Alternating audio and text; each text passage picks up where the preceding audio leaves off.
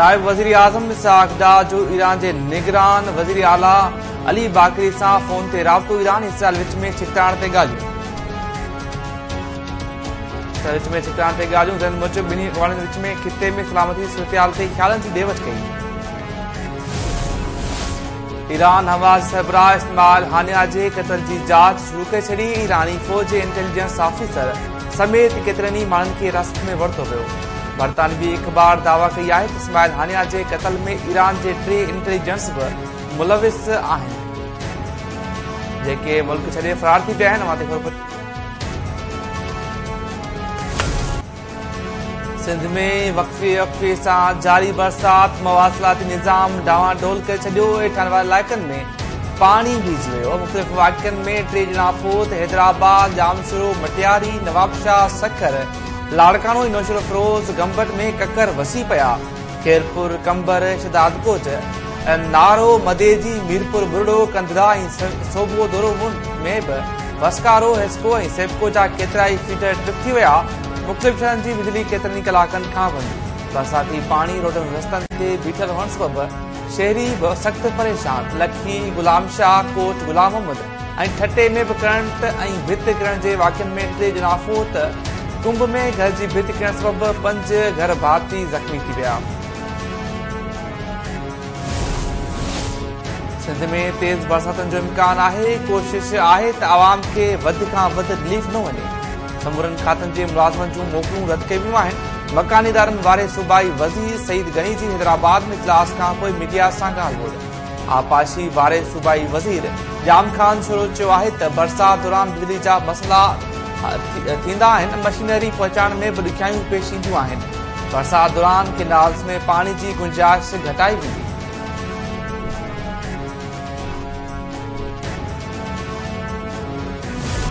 कुछ कलाकनि जी बरसात सखर खे ॿोड़े छॾियो। रोड रस्ता तलाउनि जो ॾेख ॾियण लॻा।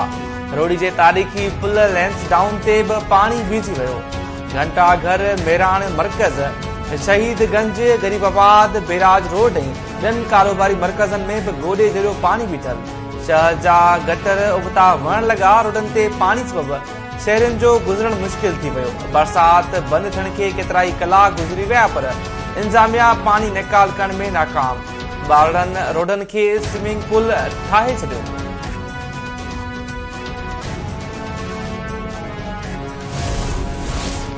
जमात इस्लामी जे अमीर हाफ़िज़ नईम रहमान समूरे मुल्क में धरणनि जो ऐलान करे छॾियो। रावलपिंडी में धरणे खे ख़िताब कंदे हाफ़िज़ नईम रहमान चयो त बरसात बावजूद अॼु कराची में धरणो शुरू थी वेंदो। आहिस्ते आहिस्ते समूरे मुल्क में धरणा लॻंदा। हुकूमत खे हाणे अवाम खे रिलीफ ॾियणो पवंदो। बजट में पघारदार तबिके बाबति ठाहियल स्लेब ऐं IPs सां कयल वाइदनि ते नज़रसानी करणी पवंदी। जिबरी गुमशुदगियुनि जी ज़िम्मेवारी वज़ीर आज़म जी काबीना ते लागू थिए थी। ज़रूरी आहे त वज़ीर आज़म हंगामी कदम खणे। जिबरी गुमशुदगी वारे कदे अमल जो इज़ालो करे। इस्लामाबाद हाई कोर्ट PTI अॻवान शहबाज़ गिल जे भाउ जी बाजियाबी लाइ दाख़िल दरख़्वास्त लिखत में हुकुमनामो जारी करे छॾियो। अदालत गुम थी वियल शबीर खे बाज़ियाब कराए 6 अगस्त ते पेश करण जो हुकुम ॾेई छॾियो।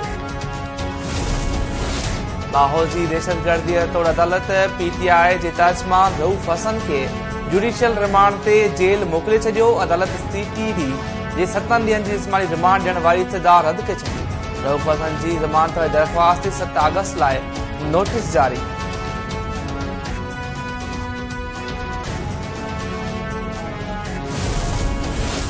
कश्मीर भरिसां पुलिस चेक पोस्ट ते धाड़ेलनि जो हमलो। पुलिस एहलकार ज़ख़्मी, संदसि पुट मारिजी वियो। RD 45 वटि पुलिस चेक पोस्ट ते हथियारबंदनि फायरिंग करे पुलिस एहलकार लक्ष्मी ओड ऐं संदसि पुट बरकत उर्फ दीवान ओड सख़्त ज़ख़्मी थी पिया। ज़ख़्मी बरकत ओड अस्पताल में दम ॾेई छॾियो। सिंध में बरसातनि दौरान मुख़्तलिफ़ शाखनि खे घारा फसल पाणी हेठि। ॻोठ ॿुॾण जो ख़दशो। मुबारकपुर वेझो ॻोठ सलेमान बंबल वटि मूसा शाह खे 20 फुट घारो पइजी वियो। सारियालो फसल लुड़ी वियो। दोदापुर भरिसां ॻोठ रिंदो मुलगारी भरिसां अवरटाप थियण सबबि कोटली शाह खे 20 फुट घारो पइजी वियो। सारियालो फसल पाणी हेठि।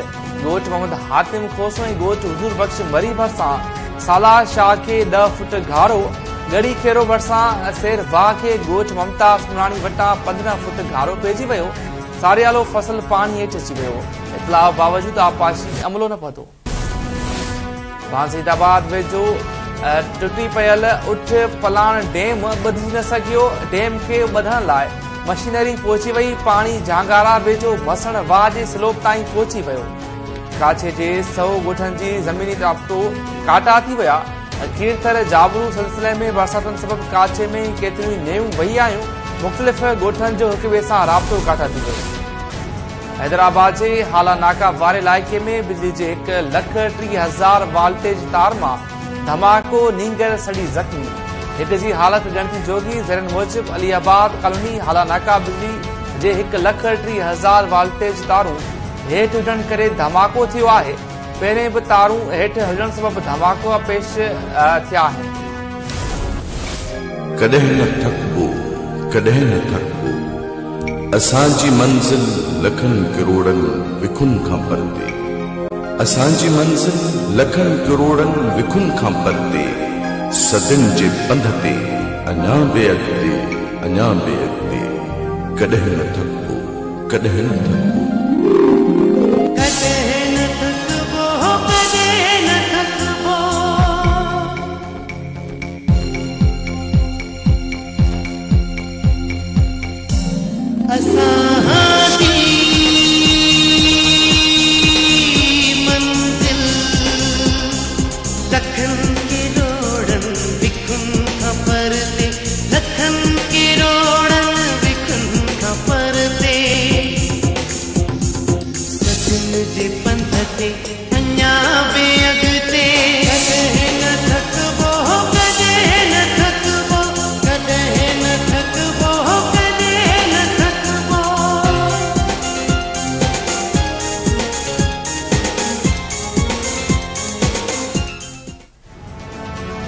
मज़लूमनि जे सगारे आवाज़ ऐं सिंध जी हर मसइले ते पाण मल्हाईंदड़ सिंध वासियुनि जी महबूब अख़बार रोज़ानी काविश जी कामयाब सफ़र जा 34 साल मुकमल।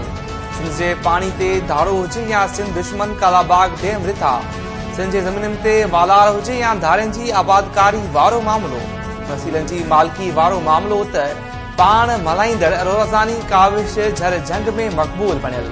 ॾेह तोड़े पर ॾेह में रोज़ानी काविश जे पढ़ंदड़नि समेत समूरी सिंध वासियुनि खे रोज़ानी काविश जी 34 सालगिरह जूं खोड़ सारियूं मुबारकूं।